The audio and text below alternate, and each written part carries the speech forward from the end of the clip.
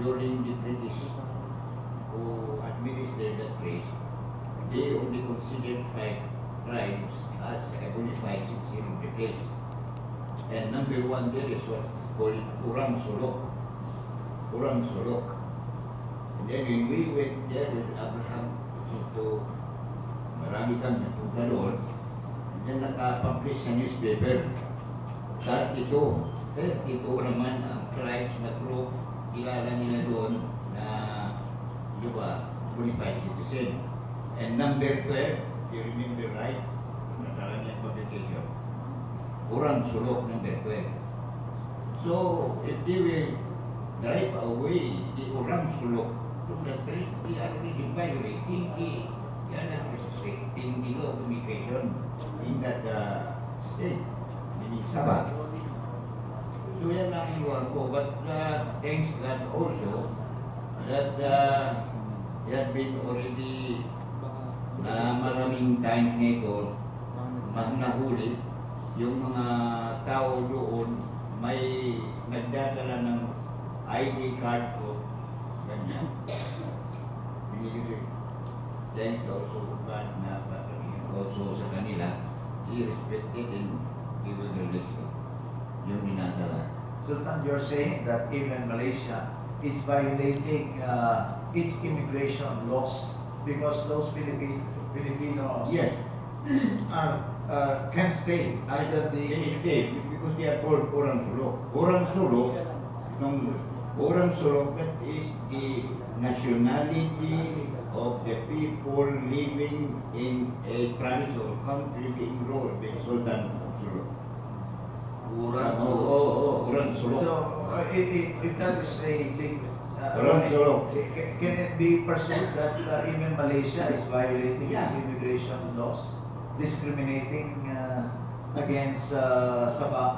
Si Nigeria yun na already broke yung checker.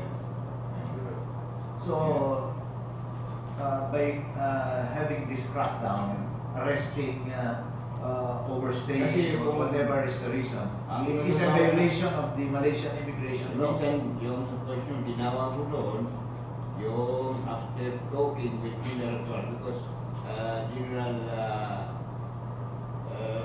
Torquidle, who is the head of the special branch in Sabah, and currently the number 2 assistant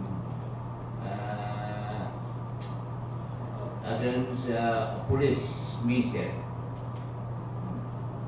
national. Sinabi niya sa akin, i-rewin budget sa Sultan, I'm happy and proud to inform you that you are the only Sultan to recognize the order of the law. Kaya nagkakulog yung during this time. Sinabihan ko ba yung kapatid ko, please. Tapos umuwi kami doon sa Sampol na may nakatawag sa akin, hinuli daw sila. Pagkatapos pinakita nila na yung papers ko yung sa kanya. Sabi ko yung give that cellphone to the policeman. Hindi marunong dinat-understand, hindi marunong maginis, hindi na marunong magmali. So ang sabi daw, dalahin na lang sila sa police station. So in short, I called my son, Amir Fahad, to contact General Torquidle. Ang hindi naman si General Torquidle, yung pangalan. And after that, General Torquidle instructed the police in Sandakan, where just to katapos pag-receive release. Can you invoke the same authority? Ayun na gawin. Sa ngayon po, Sultan. Sa ngayon, hindi ko na alam because of this, Kasi alam niyo sa initial footage na lumalabas sa television, doon sa crackdown, yung mga inuuli para mga kriminal na ginagawa. Para makakuha sa sanod pa. Para nakaupo. Okay. Sinabi, nandun si Abraham yung pagkuhan namin doon, ano ba yun? Yung namin yan. Para nakaupo. Nakaupat na yun ba? Parang sabi ko, it is known known to every country that Malaysia is Islamic country. So, sabi ko sa kanila, but you are doing para kayong hindi tao, ang Islamic ang ginagawa niyo. Yun lang nasasabi ko sa kanila. But and it's also God, every time when we arrive the place, even it is already time for operation, dito sila. Okay. You want to add some more? Yeah. Follow-up? Yeah, follow-up. Since the government is hell-bent on claiming its practice, Islam control, parts of the South China Sea, why do you think is our Sabbath claim as important or even more important than the South China Sea claim? Okay. Alam mo naman, tama yung question mo. We have also interest, but not such as our interest is about claim. Because why? We are already Filipino citizen. Ganyan. Kasi sa kwan doon yung pinibita nila ako doon sa China.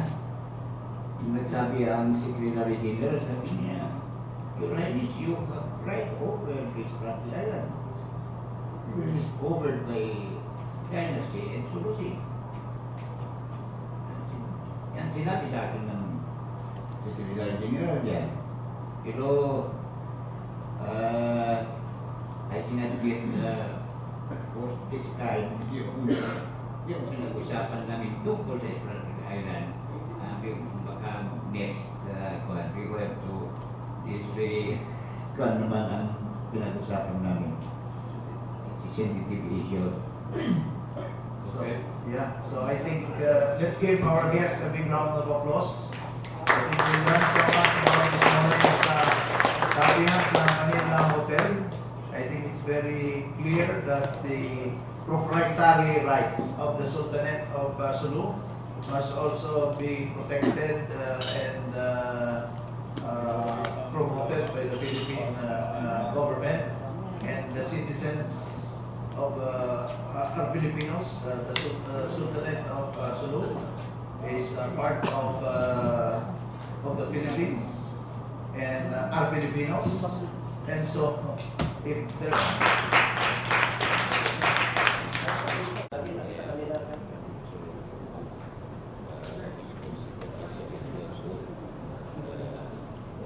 Owner of the place. Lalaban natin kung sino yan. Hindi tayo. Hanggang mamatay kami, may hindi kami anak. Continue. Maglaban natin. But my after this, I have to have a focus with my leader. Giving away all those misunderstandings between the Philippine administration.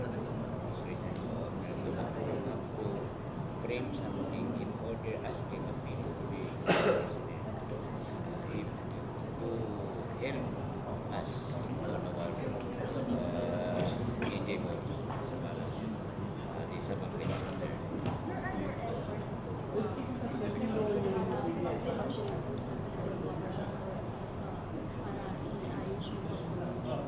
Ayun na kayong sinabi sa isip ko.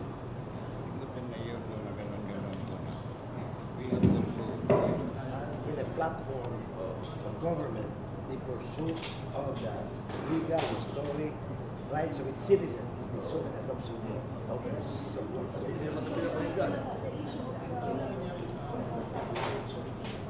It will be part of the election issue in 2016.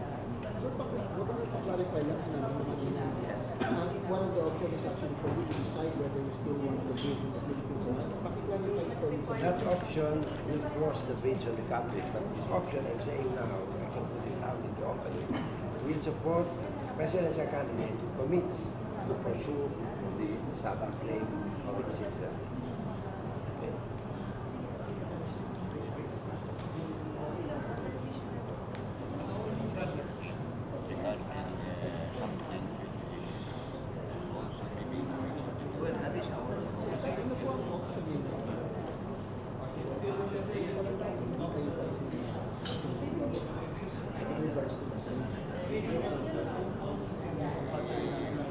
Thank you.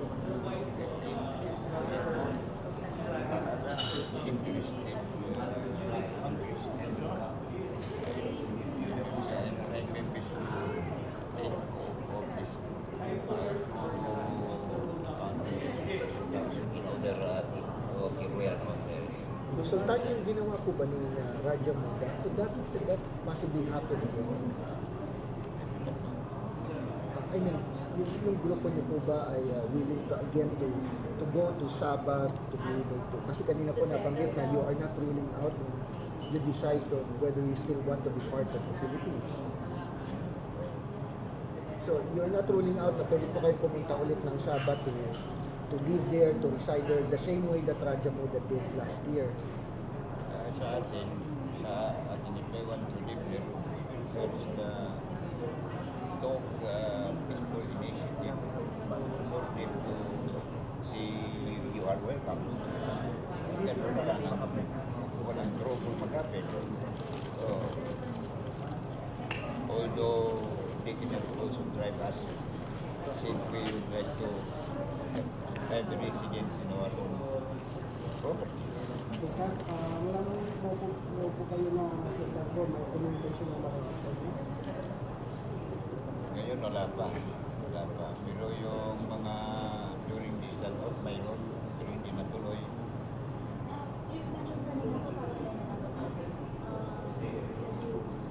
Yung sinabi nila ay sinabi ng mga tauhan na nila Jamuda, maybe we were able to return home. Sabi nila, maganda ng usapan. Pero pagkatapos, mayroong gunshot. Ito almost 8 Raja Muda. So yun, mag-start na lang. So ngayon po, they have still communication with Raja Muda. Isa na ulit sa Ngayon, hindi ko alam kung ano sila sa mundo. Hindi ko alam. Pero ang alam ko, sigurado, buhay pa. And tuloy pa rin yun. May mensahe ba kayong naisiparating sa Malaysian government? Since history, ang bang ko lang, since alam nila naman, as a Muslim, it is, we are